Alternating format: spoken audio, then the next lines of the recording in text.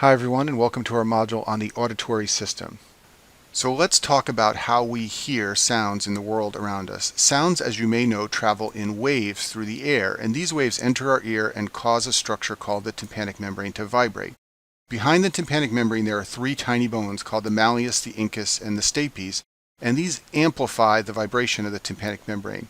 The smallest of the three bones, which is the stapes, pushes on a fluid-filled structure called the cochlea, and inside the cochlea there are tiny hair cells in something called the organ of Corti, and different frequencies of sound move different hair cell fibers, and this causes nerve electrical signal to get generated and go to the brain so that the brain can register the sound in the world around us. So this is a drawing of our ear, and sound waves enter here, and this structure right here is the tympanic membrane, and that's the gray thing that you see when you look in the ear of a patient with your otoscope.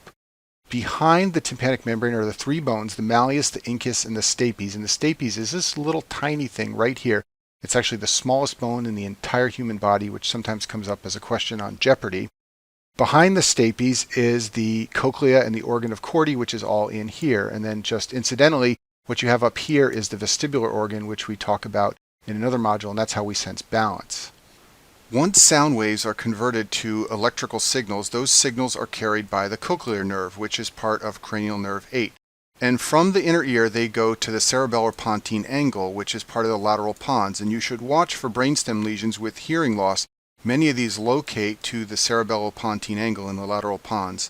From there, the signals connect with many structures, and I've listed some of them here: the superior olivary nucleus, the trapezoid body, the lateral lemniscus, the inferior colliculus, the medial geniculate body, and the transverse temporal gyri of Heschel.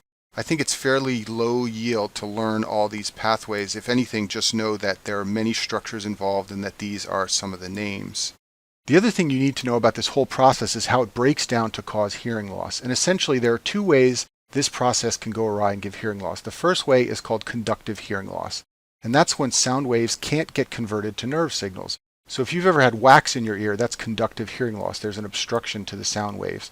Children who get otitis media have infection and it'll be hard to hear out of their ear. They don't have a nerve problem. They have a problem getting the sound waves to turn into nerve conduction signals. And then some patients have something called otosclerosis. This is bony overgrowth of the stapes, and it's a common way some people get conductive hearing loss. The other type of hearing loss is sensorineural, and that's a problem with the nerve. So if you've got problems in the cochlea and you can't convert the sound waves into nerve signals, that's sensorineural hearing loss.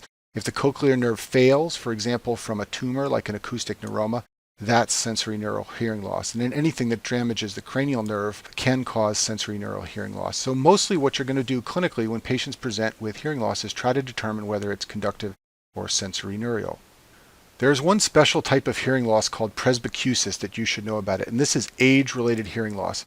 If you have elderly parents or grandparents who wear a hearing aid, or you work in a nursing home and you see lots of the elderly people there wearing hearing aids, this is why. They get presbycusis. It's slow, steady degeneration of the organ of Corti that occurs with aging, and it results in sensorineural hearing loss, and it develops slowly over time. So just remember that this is presbycusis. It's the most common reason people need hearing aids. There are two screening tests for hearing loss that you need to know about. One's called the Weber and one's called the Rene, and in the rest of this module we're going to talk about those two tests. So the first one is the Weber test. And the way you test hearing with the Weber test is to take a vibrating tuning fork and place it on the bridge of the forehead, nose, or teeth. The way I was taught to do it was to put it on the bridge of the forehead. And you should ask the patient, do you hear the vibration of the tuning fork? And they should hear it equally in both ears if things are normal. And if you've never seen this test done, you should go to YouTube. There are lots of videos of people doing the Weber and Rene, and you can see how it's performed. Okay, so you need to know how to interpret a normal and abnormal Weber's test, so let's talk about that right now. So this is a patient who has normal hearing over here on the left side of the screen. That's why both ears are green. They're normal. And so when you place the tuning fork that's vibrating in the middle of this person's head, they will hear the signals equally in both ears. When you say, tell me which ear you hear it louder in, they will respond, I can't tell you, that it's equal in both ears. And that's normal. An equal signal is going to both sides of the head. Now let's talk about a patient that has conductive hearing loss. You place the vibrating tuning fork in the middle of the head, and there's conductive hearing loss on this side. Maybe they have wax in the ear. Maybe their ear is filled with fluid from otitis media. And you say to this patient, which ear do you hear it louder in? They are going to say that they hear it louder over here in the bad ear. And the reason for that is because there's no background noise in that ear that's got conductive hearing loss. So they hear everything louder over there when you put the vibrating tuning fork in the middle of the head. Now let's talk about a patient who has sensorineural hearing loss. So this ear over on this side of the head has a sensorineural problem, maybe a cranial nerve problem. When you place the tuning fork on this patient's forehead, they will hear it louder in the good ear. And the reason for that is because there's no nerve on this side of the head to pick up those vibrations, so they don't pick anything up here, and they hear it louder over on this side of the head. So a couple of key points about the Weber test. A normal test makes the tuning fork heard equally in both ears. If the patient reports they hear it louder in one ear than the other, that tells you there's a problem, but it does not tell you which type. In order to know which type, you need to know which ear is the bad ear. Now, if the patient tells you, this is my bad ear, I can't hear well out of it, then by knowing which side the sound localizes to, you can determine whether it's conductive or sensorineural.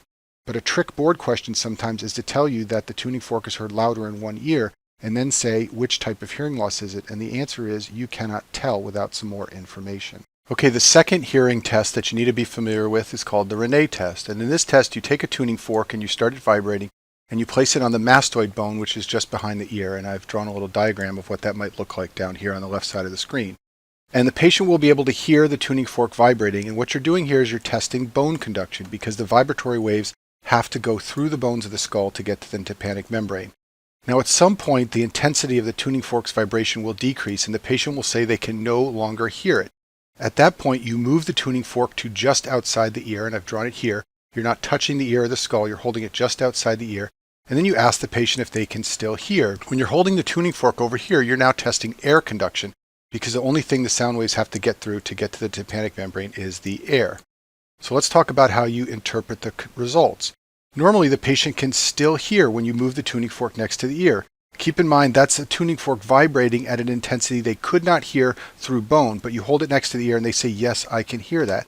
And we say that means air conduction is greater than bone conduction. That's a normal result. And it should be obvious to you that it's easier for sound waves to move through air than it is to move through bone. Now, if the patient has a conductive hearing loss, say their ear is plugged with wax, then they will say they cannot hear it next to the ear. The fork's intensity will decrease to the point where they can't hear it through bone, and you move it to the ear and they say, no, I cannot hear that either. In that case, you say that air conduction is less than bone conduction. This is an abnormal result, and this is what you see in conductive loss. Now, in patients who have sensorineural hearing loss, they will still be able to hear the tuning fork when you move it next to the ear. And the reason is because in sensorineural loss, both air conduction and bone conduction are reduced. However, air conduction still remains greater than bone conduction. There is a way to do the Rene for sensorineural loss, but nobody does it anymore. You would have to test both the good ear and the bad ear. So in the good ear, you might get 10 seconds of bone conduction and 10 seconds of air conduction. In the bad ear, you would get 5 seconds of bone conduction and 5 seconds of air conduction. They would both be reduced, even though air conduction would remain greater than bone conduction, but people almost never do that anymore. The main purpose of the Rene test is to identify conducting hearing loss by finding people where air conduction is not greater than bone conduction. So I've summarized the findings of the Rene and Weber on this slide. So in conductive hearing loss, the Weber is louder in the bad ear, and the Rene shows that air conduction is less than bone conduction in the bad ear. In sensorineural loss, the Weber is louder in the good ear, and air conduction is greater than bone conduction in the bad ear, meaning you get a normal result from the test. And down here, I've just reminded you what you see in someone who has normal ears. Air conduction is greater than bone conduction in both ears, and the Weber goes equally to both ears.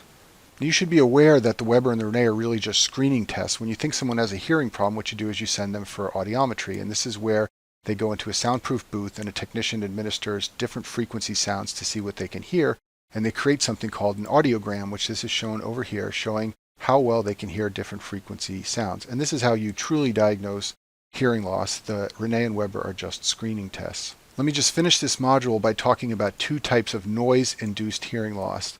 So if you're ever exposed to an extremely loud noise, and this sometimes happens to soldiers who hear a bomb go off near them, that can rupture the tympanic membrane. So that is an abrupt, sudden loss of hearing after a very loud noise.